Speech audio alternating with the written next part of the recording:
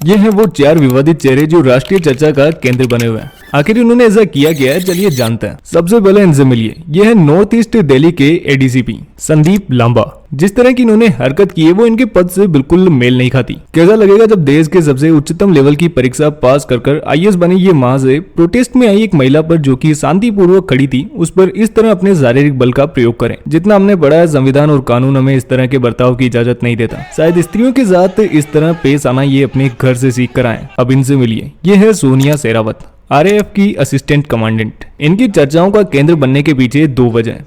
एक तो मीडिया के सामने सुनाई अपनी एक तरफा कहानी और दूसरा उनकी ये इंस्टाग्राम स्टोरी पोस्ट जिसे कुछ ही घंटों बाद इन्हें डिलीट करना पड़ता है। स्टोरी में एक उल्टा पड़ा कॉकरोच दिख रहा है और उस पर लिखा था ये अपने आप को ठीक नहीं कर सकते और देश को ठीक करने चले। मैडम कम से कम ये लोग बदलाव लाने की कोशिश तो कर रहे हैं और जो आप लोगों ने किया वो पूरे देश ने देखा है। अब चलिए इन महानुभाव से मिलते हैं। ये है एसएचओ नवीन राठी, विनोद नगर ईस्ट दिल्ली से। प्रोटेस्ट में किस तरह ये अपने लाठी डंडे का इस्तेमाल करता है मानना पड़ेगा। बड़ी अच्छी ट्रेनिंग दी है दिल्ली पुलिस ने इन्हें। अंदर के सारे जानवर को बाहर निकाल लाई। और ये है Anurag Kumar, new commissioner of Delhi police, जिन्हें प्रोटेस्ट के ठीक 3 दिन पहले 17 जुलाई को अपॉइंट किया जाता है सतीश गोलचा को रिप्लेस कर। सम रूमर सेज कि सेंट्रल गवर्नमेंट संसद चलो प्रोटेस्ट को लेकर पहले ही प्रेशर में आ चुकी थी और वो किसी ऐसे कमिश्नर को चाहती थी जो कि उनके दिखाए पद चिन्हों पर चले। और जिस तरह इन्होंने प्रोटेस्ट को हैंडल किया वो काफी हद तक इस रूमर को सच करते नजर आता है। दिल्ली पुलिस और आरएएफ का देश के युवाओं के प्रति जो बर्ताव था वो असहनीय है। पुलिस के पास यूनिफॉर्म नहीं है, यूनिफॉर्म है तो उन पर नेम बैजेस नहीं है, पर हाँ एक चीज सबके पास जरूर थी,